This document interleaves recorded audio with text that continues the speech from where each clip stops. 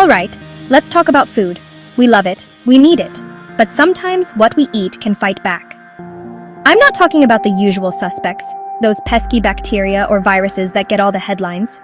No, I'm talking about something a little more subtle, a little more natural. I'm talking about toxins. These are chemical compounds produced by living organisms, plants and animals, as a built-in defense mechanism. Think of them as nature's very own "do not eat me" sign, written in a language of complex molecules. For a food safety officer, understanding these natural poisons isn't just a good idea. It's a fundamental part of the job, a crucial piece of the puzzle in protecting public health. Now, why should you, a guardian of the gastronomic galaxy, care so deeply about these organic compounds? Because they are everywhere, hiding in plain sight. They can be found in a beautiful shellfish platter, a humble potato, or even a handful of beans.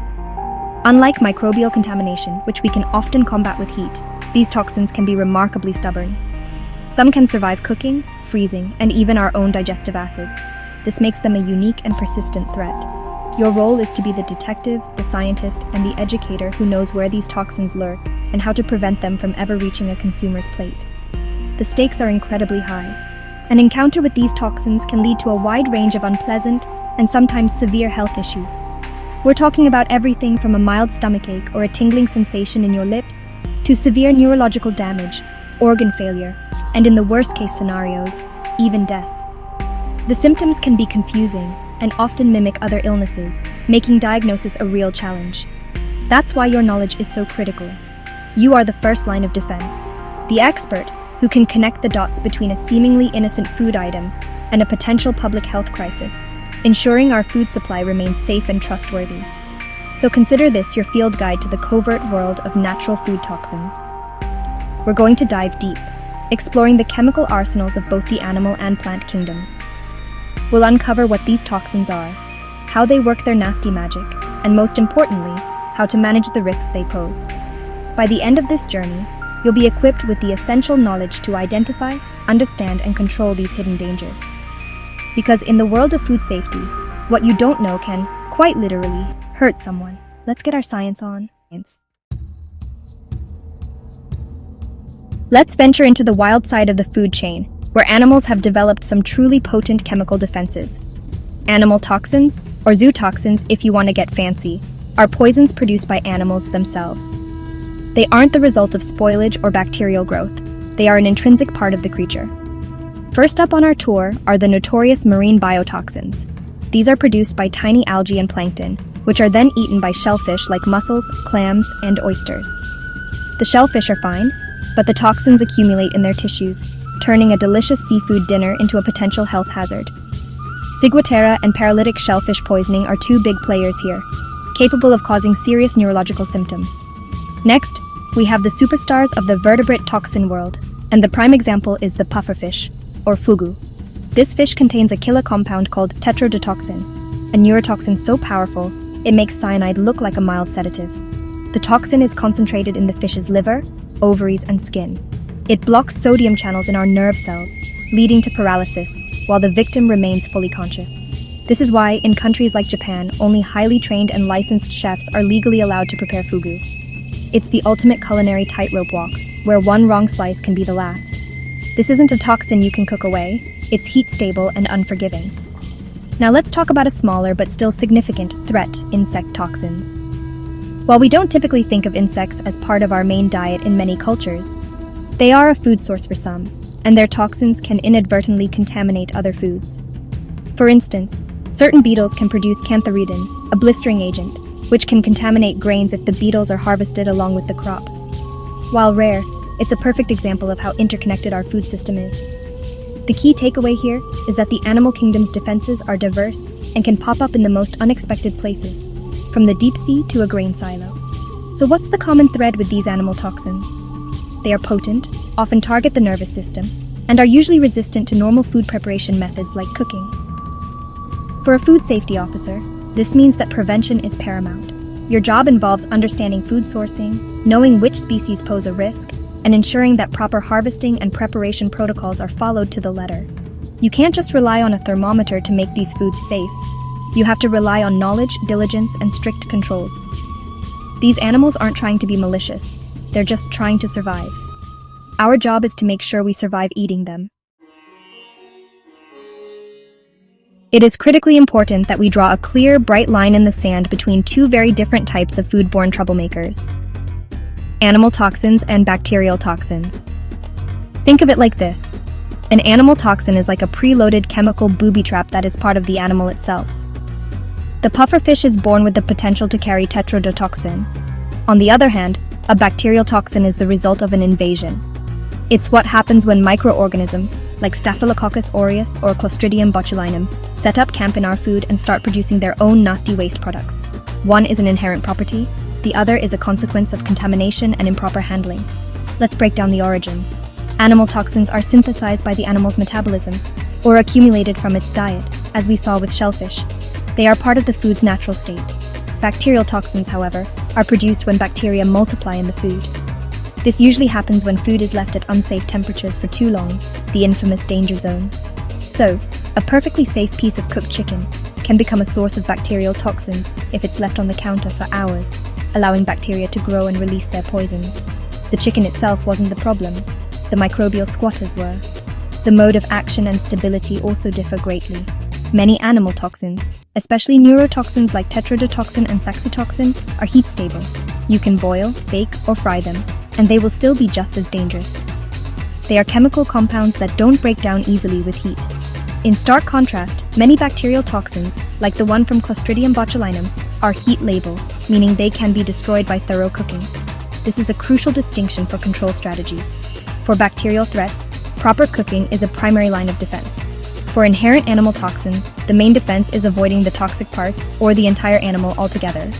This fundamental difference dictates your entire approach as a food safety officer. When you're investigating a potential outbreak, you need to ask different questions. Was the food inherently risky, like fugu or certain shellfish? This points to a sourcing or preparation issue. Or was the food mishandled, suggesting a breakdown in time temperature control, hygiene, or storage? This points to a process failure. Understanding this distinction is like knowing the difference between a landmine and an invading army. One requires careful avoidance and specialized knowledge, while the other requires a strong defense against an external enemy. Both are dangerous, but you fight them in completely different ways.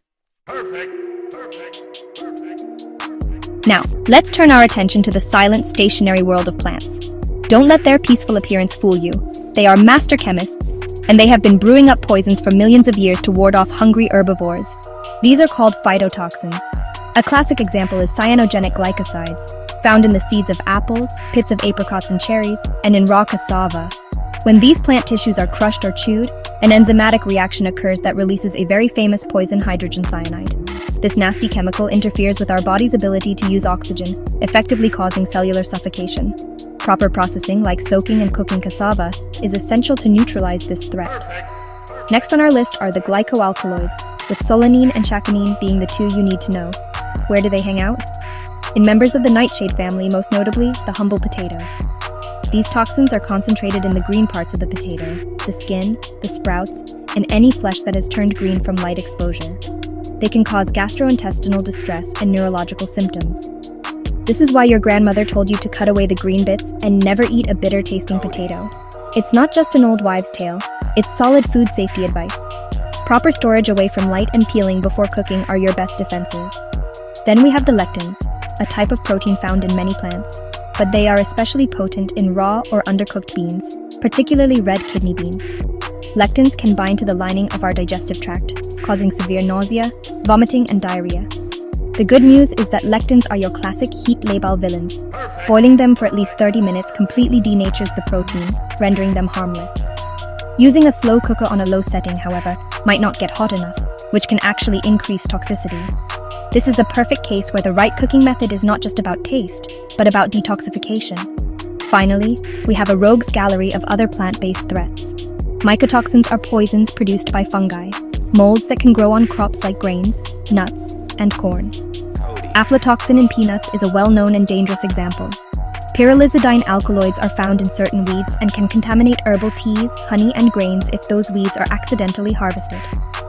And oxalates, present in foods like rhubarb leaves and spinach, can bind with calcium and form crystals, which can lead to kidney stones.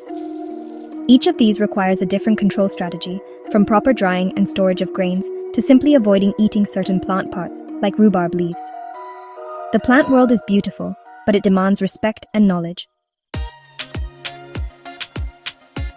Knowledge is power, but applied knowledge is safety.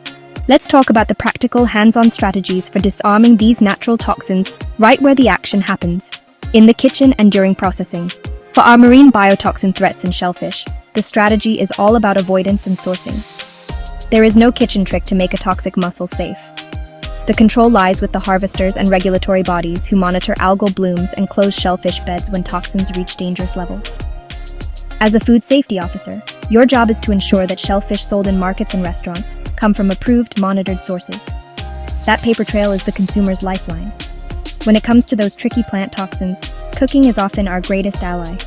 Take cyanogenic glycosides in cassava. The key is to process it correctly. This involves peeling, grating, soaking in water for extended periods, and then thorough cooking, like boiling or frying. These steps work together to break down the glycosides and allow the volatile hydrogen cyanide gas to escape safely. Similarly, for lectins and kidney beans, the rule is simple but non-negotiable: boil them vigorously.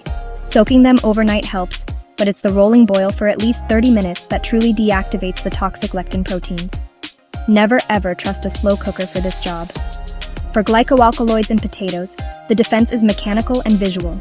It starts with proper storage in a cool, dark, and dry place to prevent sprouting and greening. Before cooking, inspect every potato. If you see green skin or flesh, be ruthless. Peel it deeply or cut that section away entirely. If the potato is heavily sprouted or has a bitter taste after cooking, the safest bet is to discard it. With these toxins, a little bit of waste is far better than a lot of regret. This is a simple, effective practice that can be easily taught to consumers and food service workers alike. What about the toxins that cooking can't touch, like the mycotoxins produced by mold? Here, the fight is against the mold itself. This means proper agricultural practices to minimize fungal growth in the field, followed by controlled drying and storage of grains and nuts to keep moisture levels low. For consumers, it means visually inspecting foods like bread, cheese, and nuts for any sign of mold and discarding the entire item, not just scraping the fuzzy part off. Some mycotoxins, like aflatoxins, can penetrate deep into the food. For food safety officers, this translates to monitoring storage conditions and enforcing standards for maximum allowable levels of mycotoxins in vulnerable commodities. Preventing illness from natural toxins requires a comprehensive, multi-layered strategy that extends all the way from the farm or ocean to the consumer's fork. This isn't a problem you can solve at just one point in the chain. The first line of defense is at the source, what we call primary production controls. For plant toxins, this can involve developing crop varieties that are naturally low in certain toxins. For marine toxins, it means robust monitoring programs for harmful algal blooms, which allow authorities to close harvesting areas before toxic shellfish can even be collected. For mycotoxins, it means promoting good agricultural practices that reduce stress on crops and prevent mold growth before and during harvest. Next up is processing and preparation, the transformation stage. This is where we can actively reduce or eliminate certain toxins. As we've discussed, methods like boiling, soaking, fermenting, and peeling are not just for taste or texture. They are critical detoxification steps for compounds like lectins, cyanogenic glycosides, and glycoalkaloids. Food manufacturers have a huge responsibility here, and it's up to food safety officers to ensure their processes are validated and effective. This includes verifying cooking times and temperatures, testing raw ingredients, and ensuring that byproducts containing concentrated toxins are properly disposed of, and not, for example, diverted into animal food. The third critical layer is regulatory control and monitoring. This is where you, the food safety officer, play a starring role. Government agencies set maximum permissible limits for various toxins in food commodities, such as the parts per million limit for aflatoxins in peanuts or paralytic shellfish poison in mussels. Your job is to enforce these limits through sampling, laboratory testing, and inspection of food businesses. This includes checking import documentation to ensure that foods from other countries meet domestic safety standards. This regulatory safety net is invisible to most consumers, but it's an essential barrier against widespread exposure to these potent natural poisons.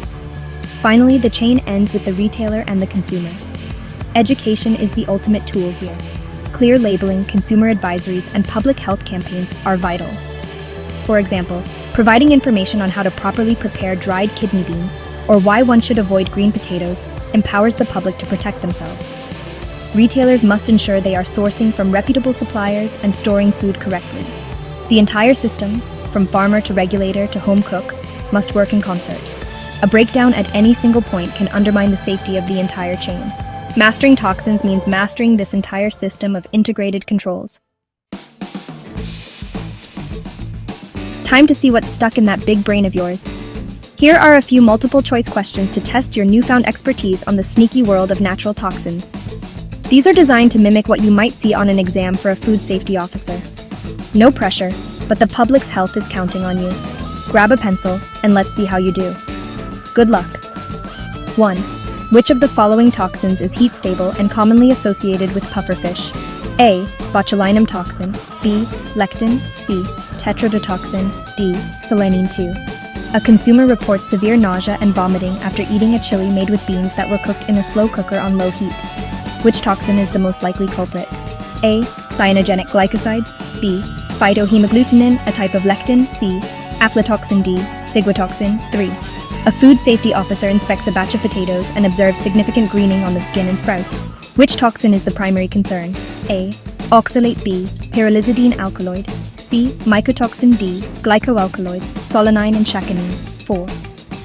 What is the fundamental difference between a marine biotoxin like saxitoxin and a bacterial toxin like that from Staphylococcus aureus? A. Marine biotoxins are proteins while bacterial toxins are fats. B.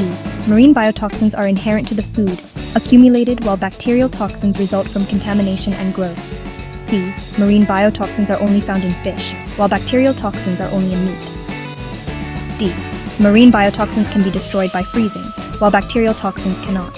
The answer key is 1, C, 2, B, 3, D, and 4, B. How did you do? Whether you aced it or need to review, the important thing is that you're building the knowledge base to keep our food safe. Keep studying, stay curious, and never underestimate the power of a plant or animal to defend itself. Now go make the food world a safer place.